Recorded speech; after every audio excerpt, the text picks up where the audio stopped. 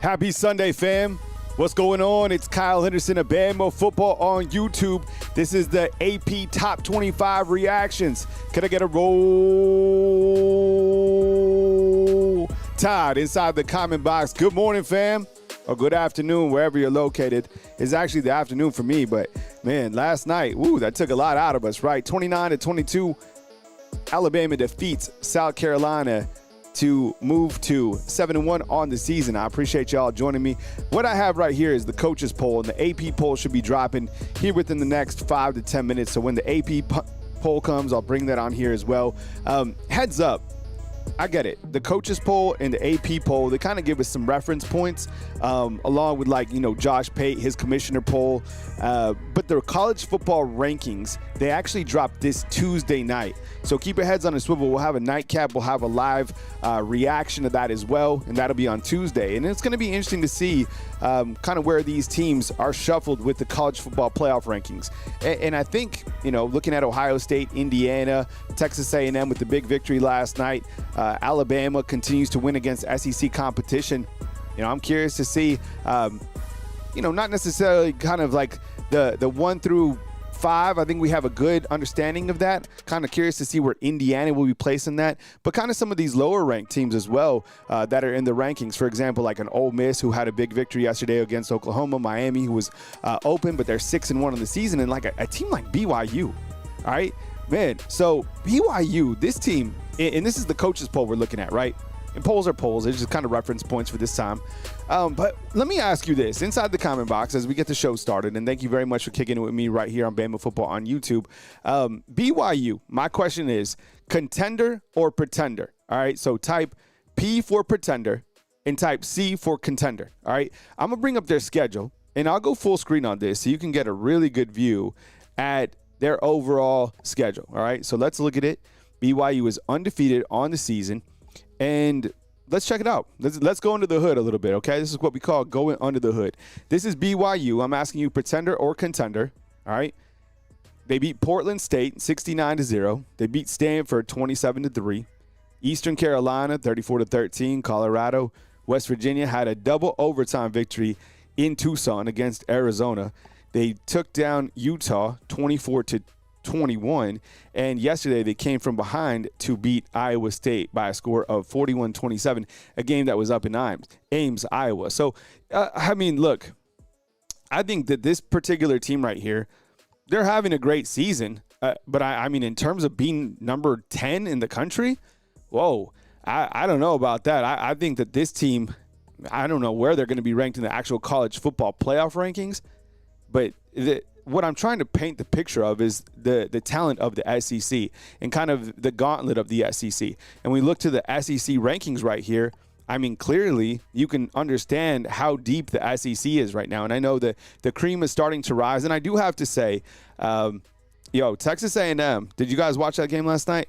I did, remember in the preseason. Remember our good buddy and someone who we love, one of the guys who knows the most about college football in the world, J.D. Piquel. He picked LSU to win the national championship, and I was like, man, I just really disagree with that take out of all of them, because I thought, looking at LSU's schedule, I never thought that team was even going to make the playoffs, and of course they were going to have some sort of a crash out, right, at some point. I mean, it's Brian Kelly, kind of similar. He's like the Southeast James Franklin, right? Like, you knew that they were going to not win big games, all this stuff. And last night, I actually thought that they'd have kind of a puncher's chance against Texas A&M. Texas A&M absolutely rolled them. Oh, my God. Casey Concepcion, this dude was a menace. And I'm not going to lie, it would be nice to see him in a Crimson Tide uniform. I mean, because that guy is dynamic. And look, imagine Jeremy Bernard and Casey. Woo, man, that would be a hot duo, because what Jeremy's doing, man, is absolutely crazy. He's the Debo Samuel for the Alabama Crimson Tide, or the old Debo, how they used to utilize him when he was with the Niners. So look at the SEC right here. We'll go back to the rankings. We'll kick it. I appreciate y'all being here. All 59 of you. Thanks for kicking it with me this morning or this afternoon. I guess I'm so used to doing the morning show, right? So you have Texas A&M up at the top now, 8-0 on the season. Impressive. Actually, let's go into the hood and look at Texas A&M, the rest of their schedule, because I want to see who the Aggies have kind of on that back end. All right, so they beat UT San Antonio, Utah State. They don't, you know what? My only bone to pick with these guys, and I did watch them in full last night, and I was impressed. I'm serious. But their schedule isn't that much of a gauntlet, right? Like they beat 2 ranked teams now. That they beat LSU. LSU, they're not going to be in the top 25 today in the AP, right? So they have 2 wins against ranked teams. And then the back end of the schedule, I think it just got a little bit more comfortable now that you have Missouri, right, now without Prebula. And thoughts and prayers to his family and to him as he suffered a leg injury. Bo Scatterbo's going out right here. Yo, what happened to him? Oh, my goodness. Man, that's terrible. You have Missouri, so you should be able to win that one, right? So you go to, 9-0. South Carolina will be a tall task. They should get past them. 10-0. Samford, 11-0. And then they have Texas at the back end. And, Texas, man, they've been going into overtime with teams like Mississippi State. They've been going into overtime with Kentucky. So the game's in Austin, and who knows, maybe Texas finds themselves at the back end. I'm talking Texas A&M right now. But is this the team that is going to be in the SEC championship if Alabama's to get there? Is it going to be A&M versus Alabama? What would be interesting about this is you have Mike Elko, who's in his second year, and you have Coach Kalen DeBoer, who's in his second year, right? So Elko, look, I watched you guys last night. Marcel Reed, that guy is a problem. And look, sound off inside the comment box when I ask you, what is one of the problems for Alabama? Is a running quarterback. The quarterback is fast. He's the fastest. I think he's the fastest quarterback that Alabama would face. I think he might be faster than Castellanos. Look, Castellanos can move around and shake, and he's fast. But that Marcel Reed cat is fast. Woo, man. And, Lenora Sellers, we'll talk about Alabama on the back end. But I just have to say, Lenora Sellers, that's a grown man, okay? That is a grown man. Anybody who is, he kind of reminded me, he's a more athletic KJ Jefferson. Does that make sense? I think they're the same size. Remember KJ Jefferson? He was the one who got Terran Arnold and swatted him down. Man, there's some amazing athletes. So Ohio State retains the number 1 spot. We've looked at their schedule a couple times, and, if you're interested to show the schedules, I'll show them. I'm just kicking it on Sunday. I'm just watching my fantasy football team, trying to get Jamar Chase as many catches as possible. But Ohio State is a team that I think, look, this is a good football team, clearly. They don't have the most challenging schedule either. I would imagine that Ohio State and Indiana clearly on a collision course to meet in the Big Ten championship game, okay? You have Texas A&M. We just spoke about them. We have the Alabama Crimson Tide. Look, last night, and if you caught any of my videos, lately, I actually think that Alabama and the way that they won last night was very impressive. Look, if you can win games like that on the road and face kind of some of your demons, a running quarterback, when things aren't going right, all this sort of stuff, and you're still able to come from behind, put together a game-winning drive, and win, that says a lot. So I actually woke up. I was like, man, that was a great win. Gritty win. You got to be able to win in all sorts of environments, and it doesn't matter, right, if you win by an inch or by a mile. Right? You just got to win. Just win, baby. And look, it wasn't their best game. Ty Simpson, 56%? But to be able to put that drive together, to be able to strip that ball, to be able to get down there and execute at a higher level, that says a lot about Alabama. So 7-1 on the season. You go, this bye week comes at a perfect time. A perfect time. You can kind of heal up some guys who are a little bit banged up. Looked like the wide receiver room a little bit banged up, right, with Isaiah Horton and now Lottie Brooks. So give these guys kind of a chance to get going. And you know what? Another wide receiver, I guess he's just not going to play, is Jalen Hell, right? Where's Jalen Hell? Like a missing persons alert. I guess, it's kind of, I thought that we would see him this year, but we just haven't. And, I don't know. That's all. I wish I knew more because I love the kid, and I think he has a high upside and be one hell of a story if he was able to kind of fight through last year's injury and be able to play onto the field, but hasn't got on the field this year. Georgia is a football team that is going to be right there, and I don't know what's going to happen in terms of the teams fighting for the top in the SEC because Georgia's right there. Let's look at Georgia's schedule. You know what's interesting about Georgia's schedule, fam, is they play Georgia Tech at the back end of the season. That was a resume boost for either team, clearly. So Georgia right here, they were open, right? Coming off a win against Ole Miss, who looked good against Oklahoma. They have the win against Auburn, where they came from behind. They have the loss against Alabama. They have the overtime win against Tennessee. So coming up for Georgia, another team that could, be right there. Alabama has the head-to-head, but they got Florida, right? Then they got Mississippi State, winnable games for sure. Then they take on Texas. At this point in time, it seemed like Georgia would be the big favorite against Texas, Charlotte, and then Georgia Tech. So, I guess watch Georgia. And this is a team that still, like, a lot of people aren't probably talking about Georgia besides Coach Saban. But we all know that Kirby Smart will have these guys there. They make great second-half adjustments. It's not over till it's over.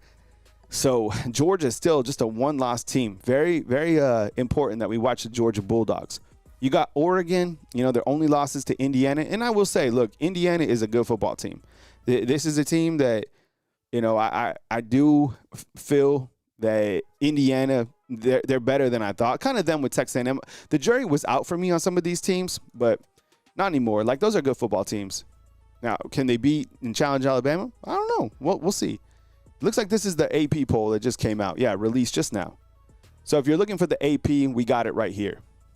So the AP poll, fresh out the kitchen. Let's see if anything is different than the coaches poll. You got Ohio State, Indiana.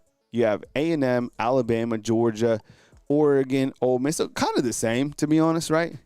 Let's see the bottom teams. Georgia Tech, Vanderbilt. Well, they have this is interesting. They have two teams that are tied at 10. BYU and Miami.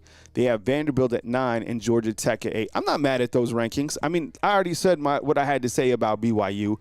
I don't think they'll be there. And then they have Notre Dame. I mean, Notre Dame is going to try to play the back door into the playoffs. And we just have to get, we're used to that every single year. Notre Dame's probably going to be your number 12 team. And that's just, they don't play in a conference. The rest of their games are winnable.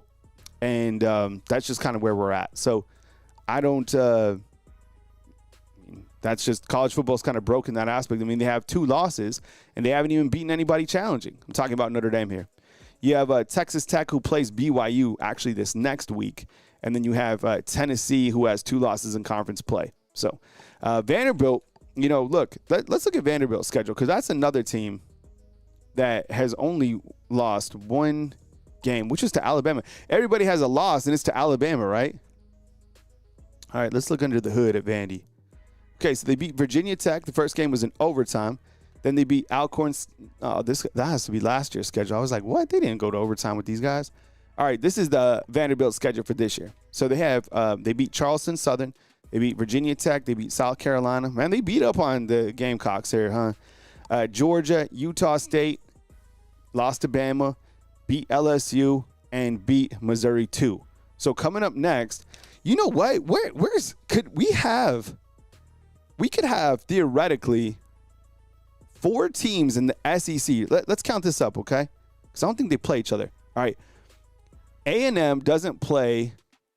Yeah, A&M. Wow, this is crazy. Are all these teams going to finish out 11-1? Do any of these teams play each other? Help me out, fam. Does A&M play Alabama, Ole Miss, Georgia, or Vanderbilt? I don't think so. Alabama doesn't play any of these teams as well. Georgia doesn't play any of these teams as well in the back end, and neither does Vanderbilt. Could we have, this is crazy, could we have 1, 2, 3, 4, 5? Wow, this is crazy. So, I mean, Alabama, the best they could finish out, right? So let's see. Let's start with Vanderbilt. The best they could finish out. What's the record right now? 7-1, 8-1, 9-1, 10-1, 11-1. Wow, that's crazy. They could all go. Could you imagine if all those teams go 11-1 and A&M 12-0? Woo! Oh my goodness, man. That's 5 playoff teams for sure. I don't know. Okay, so I guess Vandy is the one. You were like, can Vanderbilt beat Texas? Yes. I mean, I think Arch Manning's probably questionable for this game. Can they beat Auburn? Yes. Diego Pavia's done it before. Can they beat Kentucky? Yes. And then you know what? That Tennessee game down there, that's going to be a tough one for them. Tennessee and Vanderbilt will be a great football game. But A&M, it looks like they're going to win the rest of their games. Okay, let's look at Ole Miss real quick. Ole Miss football schedule. That's crazy. Okay, so help me out on this. With Alabama, let's just say, I need my math heads in here. Let's say Ole Miss finishes 11-1, okay? I guess would Alabama have an edge over them for the SEC championship game? And I know kind of rat poison here because you have to win all these games, but just help me out. How would they determine that? Ole Miss 11-1, Bama 11-1. Who gets in the SEC title game? I mean, because I guess you could say Alabama beat Georgia, Georgia beat Ole Miss, but I think there's a point differential. Does anybody know? I don't. I'll look it up. But Bama has the edge, Gelato? Is that what you're saying? Is that like official? Do we know that? All right, we're looking at Ole Miss's schedule right here. Georgia State, their schedule has been pretty light, but they have won this last week, which was impressive, right? They beat LSU when they were 4, and they beat Oklahoma 34-26 in a game I felt that they had control pretty much the whole time. By the way, their quarterback's really good, right? This Chambliss, he threw for 315.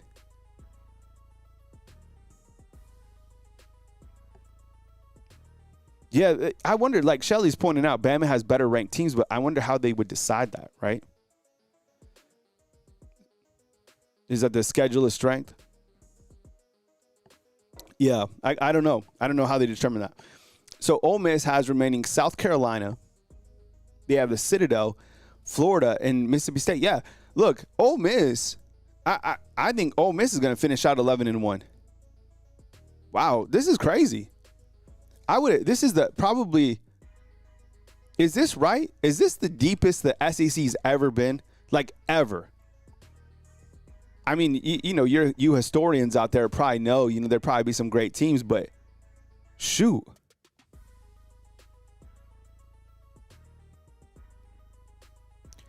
Oh, you know what? It would be Bama because you're right. It comes down to this, that if Alabama is able to win, it's this simple. Because Alabama's unbeaten in conference play. So there you go. There would be no head-to-head against Ole Miss. You're right. Thank you so much. I'm sorry. I missed that. Yeah, so Bama has it controls its own destiny because they don't have a conference loss, right, so far. Just got to keep winning. That's why every single game is that important. Like, even the rest of the ones, you're like, oh, LSU isn't LSU. You can beat, Oklahoma and Auburn. Those games are going to be hard. Those games are going to be tough. What's up, Matt? MRGB. Man, I was kind of like the jury was out for me on A&M, but last night I thought they were good, bro. Their quarterback, their defense pretty tough. Mike Elko's like a defensive-minded guy, right? All right, what schedule do you want to see? Post a schedule. And this is the AP and the coaches they're pretty much the same, so. I don't know if it matters which one we look at, but here's the AP. The other one's the coaches. Is there a schedule you all want to see me pull up or a question that you have on here? In just a second, I'm going to go over some of the Alabama player ratings, kind of a new feature that I have. It's going to be an individual video that I have coming out later, but I'll kind of preview it here, do it like a beta run. Oh, you guys wanted a call-in show this morning? I mean, sometimes I think I'm like, what? Because I have a video that goes out early in the morning on Sunday because I know people get up and, they want to consume news. But I'm like, a perfect time for a call-in show could be like that 9 a.m. window on a Sunday. So, and I do, like, heads up on a swivel. I am taking my family out of town this coming week, which I'm really excited about. So Thursday through Sunday, I'll be hanging out with my kids. And, my kids are growing up, so it's like, it's important. Okay, we'll look at Notre Dame's schedule. It's important to me because I'm a dad first, right? And for those of you who have kids, it goes by like that. And my daughter was like, she's like, I just don't, this is what Lacey said. Because you guys know I'm on the grind, right? I never stop. And Lacey's like, she's like, I just want to go on vacation and not be like, dad's pulling off for like breaking news. And so I was like, you know what? This is the perfect time for a bye week. We didn't go on a vacation this summer. We just, we didn't. I played some golf and stuff like that, but yeah, so we're taking a little mini vacation. All right, so here's Notre Dame's schedule. And the interesting one, when you look at Notre Dame right here, they dropped the first 2 games, and I guess those losses don't look terrible. They lost to Miami by 3. They lost to Texas A&M by 1. I guess that's what's holding them up. Oh, my goodness, that's it. So the better A&M is, the longer, right? I mean, the losses come to 2 teams that are what? What's Miami? 6-1? And A&M is what, 8-0? So the 2 teams they lost to are combined 14-1. I guess that's not terrible. The rest of the way should be a cakewalk for Notre Dame. I mean, so they play Purdue. They beat Purdue, Arkansas, Boise State, NC State. They beat USC. I think they get a lot of credit for beating USC. And then they have Boston College, Navy, Pittsburgh, Syracuse, and Stanford. So, man, you got to think that Notre Dame's probably that last team that gets in the playoffs, right? All right, Margie, I'll pull up A&M's again in just a second. Is there any team on here, honestly, that can challenge Notre Dame on the back end? I don't know. I mean, sometimes that Boston College one can be a weird rivalry. Maybe Pittsburgh. I don't know. I think that Notre Dame's probably already got a lock, right? Yeah, I don't think anybody's beating Notre Dame on this. All right, Margie B wanted to see Texas A&M real quick again.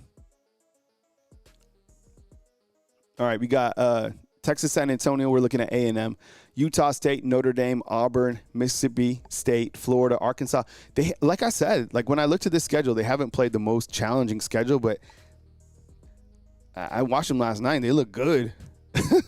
Yeah, Marcus St. Pete saying Navy maybe with that Notre Dame. Get a little help out from the midshipmen, right? And then you have on the back end for A&M, they got Missouri now without their quarterback, South Carolina, Samford, and Texas. Man, who would have thought that all these teams right here, let's just hypothetically say that this happens. A&M over here, 12-0, going in SEC title game. Bama, 11-1 if they can continue to win. I think Alabama probably has the most challenging remaining schedule out of those teams. Ole Miss, they'll finish 11-1. Georgia, 11-1. And Vanderbilt, I guess, 11-1 too. That is crazy. That is like ridiculous.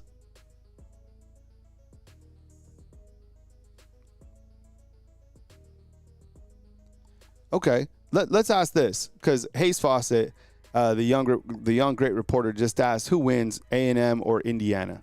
Okay, we'll play that game too. Who wins, A&M, Indiana? You know, we have so many SEC fans on here that I think fans are going to just say A&M. I mean, I would imagine our poll is heavy A&M. I think I go A&M.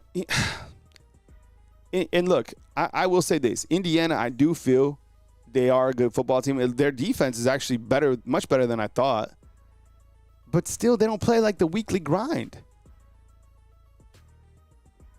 Man, Carolina's just hurting. Bryce Young's not playing today, so yeah, A&M by 10. Yeah, I think A&M for sure.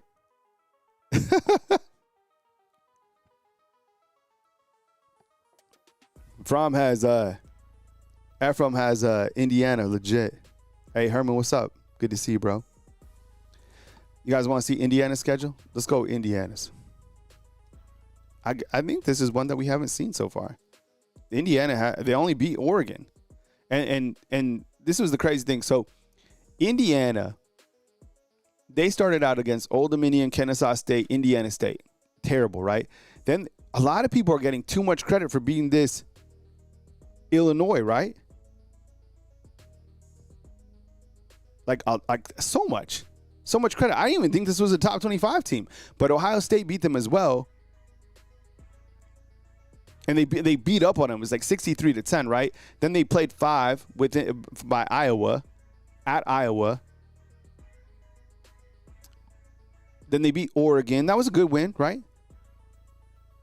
I don't know. Hybrid's asking inside the comment box, and I think, look, this is a great question. Could Indiana beat? How about this one? Okay. It's all A&M, okay? Yeah, and I get it. This is SEC country. So, but let's just see. Let's do now Vanderbilt. Let's just do who wins.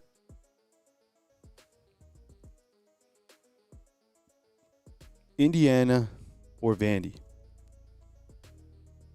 Maybe this one will be a little bit closer. I don't know. I probably roll with Vandy.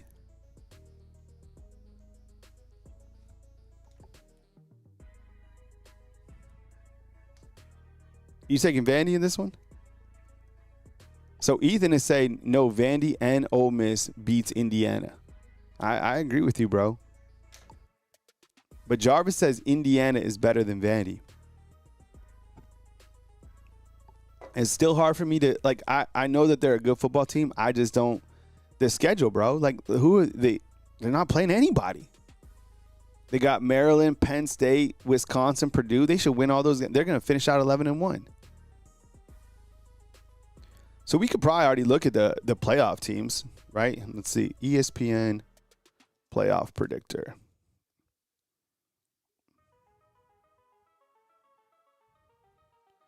I don't know if these are updated recently, but here's kind of a look right here. So Ohio State, Indiana, Alabama, A&M, Georgia, Oregon, BYU. Now, BYU right here, they play Texas A&M. So what we'll do, we'll stop right here and we'll look at the Big 12 standings. Just kind of playing around with it.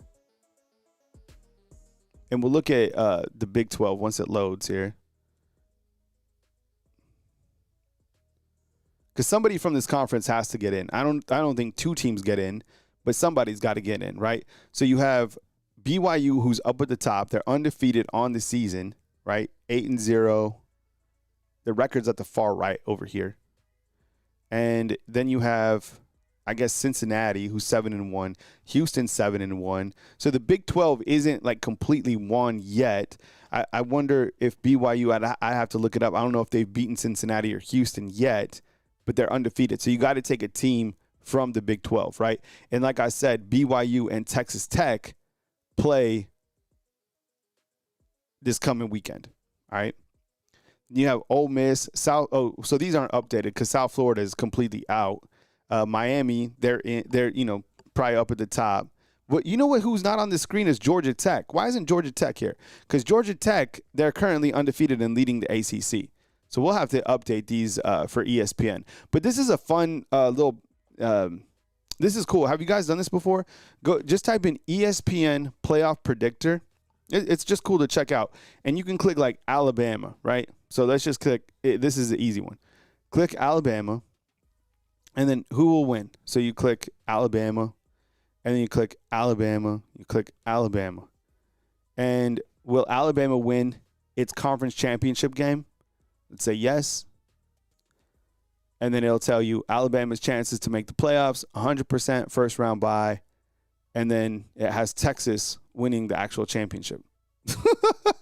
So it comes up with a bunch of different scenarios in terms of like the playoffs, right? So if you, and it's to get to this page, it's ESPN playoff predictor, right? So check it out. Let's see. DSG, what's up, dog? Kyle, y'all keep giving Vandy credit for beating us last year. We were terrible, but Vandy is not it. What's up, man? I appreciate the post. I think that Vanderbilt is a scrappy team that plays with the chip on their shoulder. I think they are a better football team than last year. I do feel that they would beat a team like BYU. I do think, like, right now, if I had to say, like, they're probably a playoff team, right? I think they're a top 12. And the game against Alabama, the defense came up with a big play. Remember, Alabama was up on Vandy 20-14, and Diego was driving down. I mean, these guys were going to put some points on the board if it wasn't for an interception by Keon Sabb. So I think Vanderbilt's a pretty good football team. I really do. And I think with that quarterback that they have there, I know he's very controversial and he rubs people the wrong way. But at the end of the day, the guy is a fiery competitor. And as long as that guy is healthy and making plays, Vanderbilt's going to win games. So I agree, man. It's just it's hard to see kind of Vanderbilt kind of being mentioned in this new world of college football, but it's now any given Saturday. So I would imagine that Vanderbilt makes a run at 11-1, which would be crazy. I mean, they're hosting 5 stars and stuff. So is the sky falling? No, but things are blooming up in Nashville, right? For these guys. Man, throw a touchdown to Jamar Chase, please. All right. So as I said, I wanted to. I have a video coming out. I'm gonna do some like player ratings, and I'll have probably more of these. Maybe like one more video come out this week at some point. Maybe like rating the freshmen or something. I don't know. It's kind of like a beta idea. So stay with me. You're gonna get your first look at it real quick in terms of how this will look. So I'll take some feedback on it. But I was thinking, this will give us like a good assessment point in terms of how the players were faring. So let me transition screens real quick. Over here, do this. And I create all the graphics and stuff like that in-house, so I appreciate you guys giving me grace on this sort of stuff. All right, let's see. Okay. So this is kind of how it looks. Can you guys see this? Is it clear to you? Do you guys like this? It's a little bit different because I think, you can actually, let's see, do this. Probably back on the screen now. And I think what it kind of shows is a little bit of like just, player ratings. And I have some notes on each of the players. So you guys into this? Kind of the ratings. I created the graphics and we'll kind of run through them. I'll read you a couple and then look for kind of a full video to come out later on in the day. So I'll just kind of give you a sample. So like Justin Jefferson, I have him at an 8.7. You guys, how would you rate Justin Jefferson on a scale of 1 to 10 during South Carolina? Justin Jefferson had one of the biggest hits that we've seen in quite some time. He held up Deshaun Jones on that interception for a touchdown. He had a sack, right, when he blitzed, and he had 5 solo tackles. So, I mean, maybe I should have him at a 9, but Justin Jefferson played amazing yesterday against South Carolina. You all agree? Justin Jefferson. And the thing about Justin, okay, there you go. Yeah, you guys like the graphics? Cool. All right, 8, 9, 10. Okay, yeah, we're somewhere in the right spot. So I got that one right. But, man, Justin Jefferson's he's playing great. Undersized backer. But I will say, do you agree with me before I move on from Justin Jefferson? Is he probably one of the more athletic linebackers that we've had in a little bit? Like Henry To'oTo'o, right? He was pretty athletic. But Justin Jefferson he can move around, man, right? And that hit that he had was crazy. Hey, Javion, what's up, man? See you inside the comment box. Good to see you, bro. Crimson Angel says his game ball is Deshaun Jones. All right, Tim Keenan fumble with Lawson. Yeah, dude, that was a hell of a play. 100%. But before I move on from Justin Jefferson, fam, what was the next biggest hit that we've had since Justin Jefferson? I'm serious. Who else had like the boom? Because that hit that he had yesterday was crazy. Crazy. Right? Yeah. So, yeah, Shaman's saying that he runs a 4.4 as a linebacker. I thought that was it, man. Super athletic.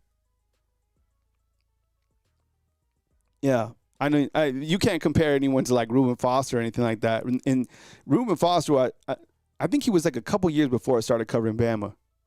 But I covered like some really good inside linebackers since I've been here. That's always going to be the case. And I'm not saying Justin Jefferson is a completely different inside backer than Deontay Lawson, right? Lawson's bigger.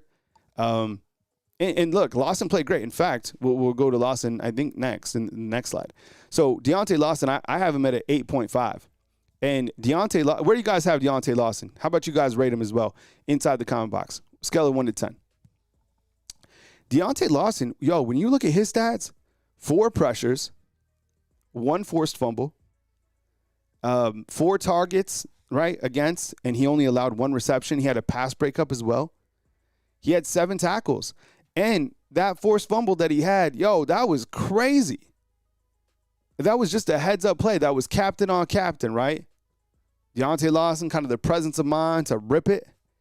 But the funniest part of that play was he had to tell Tim Keenan, did you see this? He had to tell Tim Keenan that he was on the ball. right? Tim Keenan didn't even know he was on top of the fumble. So I gave him a 8.5 in terms of Deontay Lawson, all right? Let's see. I have Yanzi Pierre at an 8.0. Yanzi Pierre, did you know Yanzi Pierre had 6 pressures yesterday? That's what Pro Football Focus gave him, is 6 pressures. And he also had 5 tackles. You know what? Look, it's a good problem to have, but whenever Quay Rusa comes back, you have 42 and Rusa. Like, and oh God, I guess I'm going to have to say this. I actually think that Yanzi's probably a little bit better than Quay. All right? And that's crazy to say, but I just think that's how talented these guys are. And that's not a knock at Quay. It's not. But 42, this guy is a baller, man. Like, baller. He's so good, right? Matt, only at Bama could you like start war with something like that. Yeah, Lance is right. There's no harder hit than John Mechie. That was the hit, okay? And then I think it was like Reuben Foster hitting somebody on kickoff. But I would, that Justin Jefferson one is up there, man. Oh, man, Lance has Quay inside. That would be nasty, right? That could make sense. All right, got Bray Hubbard at 7.8. Bray Hubbard had 8 tackles in 2 pass breakups, right? Man, Bray Hubbard Bray Hubbard plays well. And you know what? After the game, I'm sure you saw it on the team reporters' videos. He was talking about the center of gravity from Lenore Sellers. Because Bray Hubbard's a beast. Like, this is a strong man, okay? But tackling Lenore Sellers is like tackling a tree. Yeah. So, yeah, but I don't think you could take off Yanzi. You just can't. Super chat in. Any word on Zay Horton yesterday? I didn't see like a major update on him. I'm sure some of the team reporters might have like an update. I don't think it's anything serious. He's kind of dealt with some minor things this year. I'm talking about Zay Horton. And, I was watching the game last night with A&M, and I was like, man, KC, I understand. Like, that guy got paid whatever he wanted because he's a different caliber of a wide receiver. So is Journey Bernard. Isaiah Horton, he's very good, and I don't know what was up, but he could have definitely used Lazier Brooks last night. And I thought, Rico Scott, he had a drop. I think Ryan clearly had a drop.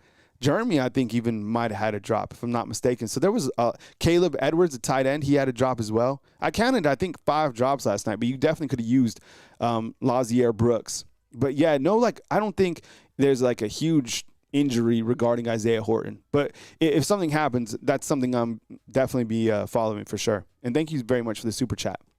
How about this one? I got Ty at a 6. All right, 6'8". And I think, can you guys rate Ty on a scale of 1 to 10? The reason I almost gave Ty a 7, all right? And I think that my reasoning for this was he's 24 of 43, 253. And what was interesting about this game against South Carolina, Coach Grubb must have seen something in the film regarding like taking shots downfield. We have not seen how many passes downfield has Ty taken this season? How many? Like maybe 5? Yesterday, he was 1 of 9 on deep passes. That's anything 25 yards downfield, okay? So you guys gave him a 7 to 8. I see kind of some mixed, okay? Herman's kind of with me. And the reason I gave him a 6.8 and almost a 7 is because he still had 2 touchdowns, right?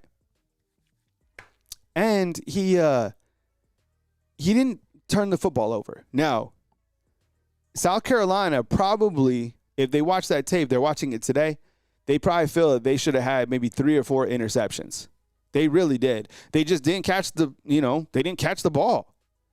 So he was a season low 56% passing. But I'll say this, and this is another reason why I probably move him up to a 7.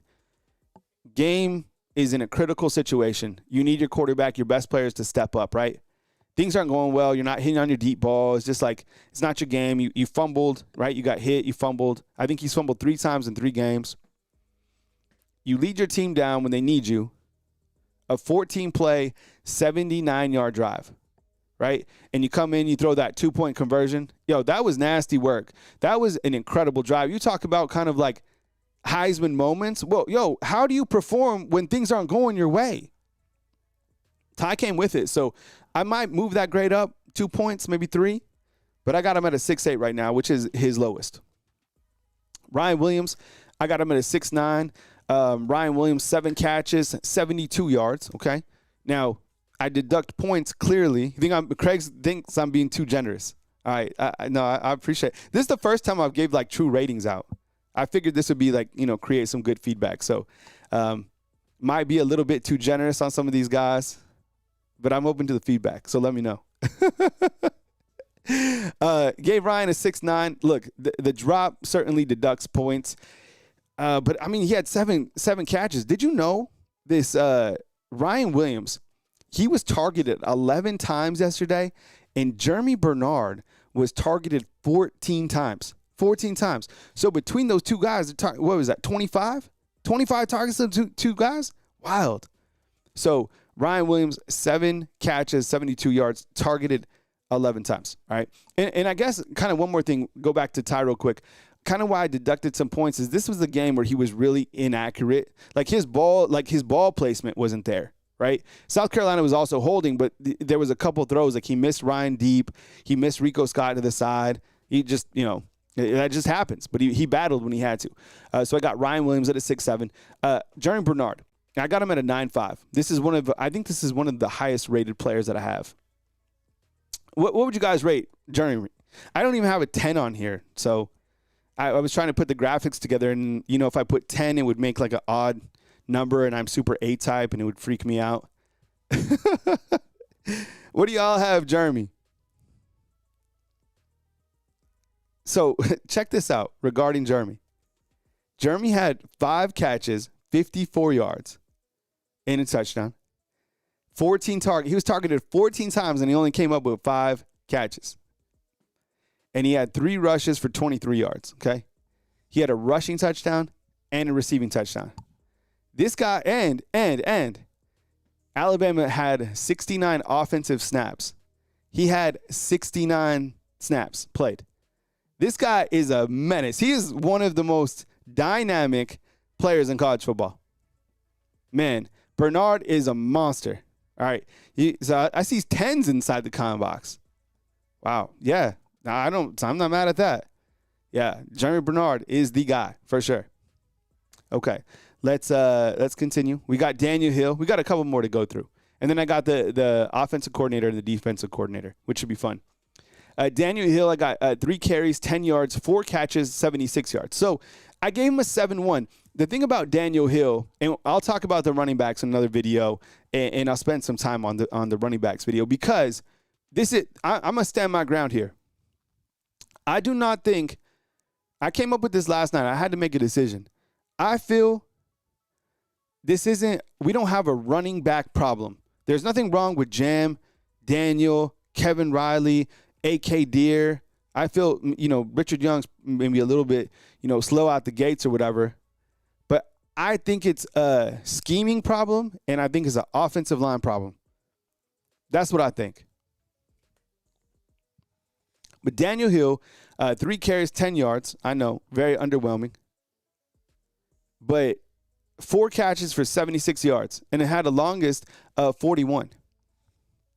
And I know the running back is a hot issue, but remember, look, like Taylor, I see you. What's up, Taylor? Good to see you, bro. Hope you're having a good Sunday. But that run that Jam had, right, where he was shaking and baking, that was a nice run. It was just negated because of a holding call. Daniel Hill also had a really nice run in the fourth quarter. So did Jam Miller. So I don't think it's anything with the running backs. I think it's kind of like a schematics problem, which is weird because we love Ryan Grubb. It's just, I know it's a lot when you dive into the running backs, but you have to give him a 7.1. Ryan is asking me about Formby. I only threw together like a couple grades. I might add a couple like lower end grades here, but this is kind of like a beta. I just wanted to see kind of what the reaction was to some of the ratings, because I never done this before. Usually we just say it, but like, and it takes a little bit of time to like do all the little graphics. I sit here with coffee and I just kind of go to town. All right, how about this one? Yo, Blake Dowd. I don't even have a picture of him in his jersey. I had to go to like the university when he's got the tie on. I got him with a 9-9. 9-9, okay? He had 5 punts for 277. 5 punts were over 50 yards, including a 60-yard punt, right? Yo, Blake Dowd, yo, he was balling out. You got to be able to flip the field. And Blake Dowd he's kind of had some weird punts. He hasn't been like optimal throughout the entire season. But man, this dude yesterday was punting the ball 60 yards. It's crazy, right? All right, Craig likes the ratings. Tony, this is live. I don't do a lot of pre-recorded. I do a lot more live. I used to do a lot of pre-recorded, and you probably see some pre-recorded stuff later on in the week. As I said, I'm going on vacation, just a small little vacation, Thursday through Sunday with my family. But most of my stuff is live. I'm live Monday through Friday, 10 a.m. I'm live on during the game. I'm live on Sundays for like the top 25 reaction or as major news happens. So yeah, this dude, props. This dude killed it. Love it. Okay, Ryan Grubb. I probably do a video on Ryan Grubb, okay, at some point this week. It might be tied to the running backs. So I love Ryan Grubb. I do. And I think finally we have an offensive coordinator that I can like really get on board with. I could never get comfortable with Sheridan. Bill O'Brien was a mess. Tommy Reese wasn't ready. Ryan Grubb, this is the guy. We can all agree on that. Now, he's so dynamic, and we can be critical of him. I will say this, okay? Alabama's offense had 325 yards of offense, 72 yards rushing, and I know that's a hot topic. Can this team run the ball? Let me start with kind of the bad first, okay? The bad stuff with Grubb is I want this to stop immediately. No more Proctor at Wildcat. That's done. That's like that, and I've already said why. You want to play the rest of the season without Caden Proctor? No, like. You don't. There's a couple players on this team that you can't replace. A lot of them you can because the depth is so good. Ty Simpson, Caden Proctor, Journey Bernard, just to name a couple of them, okay? You don't want Michael Carroll and Wilkin Formby right now as your tackles going into the most pivotal part of the season. So Caden Proctor, that stuff was cool, and you did it at a fun time, and it's cool for, like, recruiting and all that stuff, like I like. But did you see how low they went on Caden Proctor? Like, and yeah, he's from the 5-yard line, man. Like, on a weird down, like, use Daniel Hill in that situation, okay? Do something, maybe a small play action to Cuevas or something. That was strange. There's a couple other times with Grubb where, like, he runs on the most obvious downs. Or he does. It's just, like, he doesn't have a real rhythm with the running game. It'd be like 1st and 10, it'll be a dive to Riley. Riley is not built for a 1st and 10. He's built for, like, a screen or, like, a 2nd and 1, something like that. Right? I don't think he uses his running backs correctly. That's just what I think. Now, the good thing is Ryan Grubb has elevated the entire offense collectively. Those are just some micro things. I'm nitpicking. But what this guy does from a creative standpoint is outstanding. The way that he utilizes Journey Bernard is amazing. He's elevated Alabama's offense, and one thing that they've leaned into is time of possession. Now, they didn't win time of possession yesterday, but that is a key ingredient to their formula to winning. And he has a high-efficiency offense. He's done an amazing thing. And this guy, in terms of, like, red zone calls, two-point conversion calls, and some of the other gadgetry that he has, he's got it. So Ty Simpson called him the best play caller in the country. Ty loves him. He's done a great job with the quarterbacks, okay? So I love the 2-point conversion call, and that Wildcat to Jeremy was the bomb. All right, it just was. Like, that was a great call. And a lot of people were like, oh, well, the guy didn't hit Jeremy because they're, like, point shaving. No, they didn't. They had to let him score so they could get the ball back. That's why they did that, right? So I'm going with the 7 for this game for Ryan Grubb. Not overall, just for this game. On the other side, I got Kane Womack. And I'm going to give Kane Womack – I guess I gave him an 8. So 111 yards rushing, Lenore Sellers is a problem, and Alabama's going to get everybody's best game, okay? I'll tell you what. The two things that Kane Womack did in this game, South Carolina went on 2 drives in the first half. One was a 14-play drive. Another one was a 15-play drive. And Womack's Bama don't break defense allowed just 6 points at that time. Okay, just 6. Teams are going to get theirs in the SEC. It's like the NFL. Like, you're going to allow a big play here and there. That's just the talent. But I think that the defense last night, can we all agree? The defense played a great game. If the defense doesn't play like they did last night, Alabama doesn't win that game. And you need your defense to be able to win some games. So I think Alabama is kind of known more for their offense, and Ty's going to get all the notoriety, which he should. But Alabama's defense is making some plays. And once again, I got one of the best plays of the year happen when Alabama needed it most. And that's Deontay Lawson coming up with the strip, right? So, yeah, I gave Kane Womack an 8. The defense, man, they came up on 2 huge stops. So, kind of the last thing that I'll hit on is something that I don't have a graphic for, but I did create a video of it. And I don't know if you all saw it. Maybe I can get to it this other way. Let me see if I can pull it up on this other side. So this has to do with Keelan Russell after the game. Did y'all see this? It was pretty controversial regarding like a post-game stuff. So AL.com and all the news reporters that, go to the games, they get the players walking off. Do you all see this? So they get the players like walking off the field. Let me see if I can get this lined up for you. All right, weird scene. All right, I'll just kind of get to. So I posted this on the YouTube channel, and I'll show you on Facebook as well. So following the game, as everybody was leaving, did y'all see this? I don't know if you all saw this, okay? But Keelan Russell, so kind of to set it up, and you can find it on, I loaded it as a short and on Facebook. And AL.com is they have the whole video of it, right? But it's Kalen DeBoer and Ryan Williams walking off the field. And, they're all smiles, and they're like, yo, you got to, it's, any given Saturday, got to lock in. And then Coach Kalen DeBoer looks like, he's like, what the, like kind of does like a turnaround like this. And in the back, you could see Keelan Russell is talking to a South Carolina coach. I couldn't tell who the coach was or whatever, but they're talking.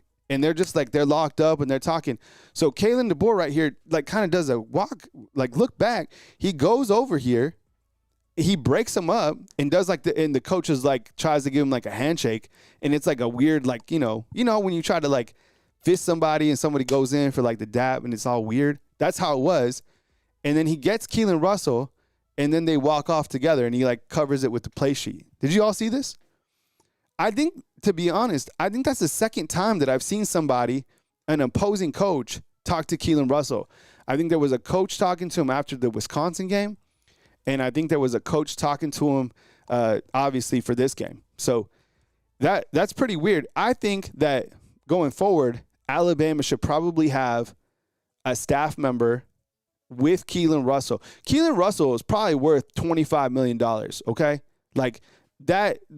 And he can't play now because Ty. And a lot of people are starting to talk and kind of speculate that Ty is going to come back this next year and something. Ty is not coming back next year. There's no way. Are you watching the NFL? He could go to the Ravens right now and be the starting quarterback, okay? Lamar Jackson's hamstring might, that like teams in the NFL need quarterbacks bad. Ty is not coming back next year. And I know people are like, well, if Ty comes back, and they're like, well, he can't come back. Yeah, he can. He's a redshirt junior. He can come back. He's not going to. He's going to go to the NFL. But, then they're like, Keelan's going to, don't like fall into that. But I will say this, though. There is tampering that does exist in this world. And Keelan Russell is probably the most sought after quarterback that there is. That's just how it is. Keelan Russell, you're going to have to find a way to pay that guy the most money, period. Because that's what Keelan Russell's going to be valued at. And that's just kind of where we're at for college football. Gelato's like, Ty needs another season. I don't know. It's hard to – I don't agree with that. I think he's waited. I don't think he's like a day one starter in the NFL, but I think he could go to a team and get on the field sooner than later, right? Like, is he better than Dylan Gabriel, who just threw a pick six right here? Maybe. So that's kind of our top 25 reaction show today. So I appreciate you guys kicking it with me. And like I said, at Alabama football, they don't have practice Monday, Tuesday, Wednesday. I think they're back in action on Thursday. For me, we'll still have the regular show Monday, Tuesday, Wednesday, and then Thursday, Friday, Saturday, it'll kind of be I'll probably have like a pre-recorded show like in the morning, or maybe like some short form videos, but I need to kind of decompress a little bit myself. I mean, I literally don't stop, and it's really important that I spend time with my kids too. You guys know how it is. So it'll just be on a bye week, need to kind of rest and recharge. And I found, and I know you guys are like this too, because I work all the time. Okay. But I found if I give myself time, like away, then I can recharge and be that much better going forward. But if I just keep going, I could burn out, just like anybody else. So I appreciate y'all, kicking it with me and kind of understanding that space of my life as we go forward. Joe Jones, what's up, man, with the super chat? I appreciate you. Says, no way Ty coming back next year because the class is weak. Def Infinity the first round because, yeah, I'm thinking about other quarterbacks, right? And kind of what other quarterbacks would go off the board. I had to think about that, kind of where like Ty would be. Let's look at this real quick before I dip out. The FanDuel ratings real quick. Let's see. Odds. And if we go to Heisman, here's Heisman odds right here. We got Fernando Mendoza plus 300, Ty, and then Julian Sane, Marcel Reed. You know what? Ty could be one of the top quarterbacks picked for sure, right? I mean,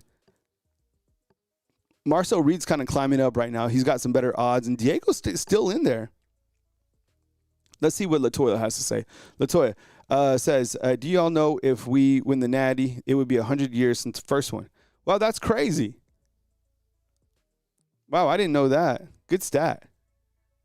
Interesting. All right, fam. Well, thanks for kicking with me today on the post game or the top 25 reaction. News as it happens right here on Bama Football on YouTube.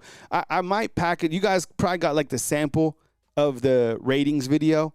I'll probably package it again, and I might put a couple more players, but it takes me a little time to get together those little graphics and stuff like that. So I'm going to be watching some NFL, pulling for my fantasy team, and pulling for my real team, which is the Niners, which is getting beat up by Houston. Yo, Houston is good. How many games? See, look, Houston, the Texans are good. They're beating up the 49ers. And the 49ers are 5-2. What is Houston's record? Houston's 2-4? See, that's what I'm saying about the NFL. Welcome to the NFL of college football. You're like, how is South Carolina? They're good. South Carolina's good. Houston's good at 2-5. The Jets are not good. The Jets are not good. Sorry. I'm sorry if you're a Jets fan. They are not good. All right. I love you, fam. News as it happens right here at Bama Football on YouTube. Stay blessed. Stay where your feet are at. And I'll catch you soon right here on Bama Football on YouTube. Oh, we got to do the outro. Yo, fam, thanks for watching. Kyle Henderson, Bama Football on YouTube. It is Sunday. It is October 26th. Kyle Henderson, Bama Football on YouTube.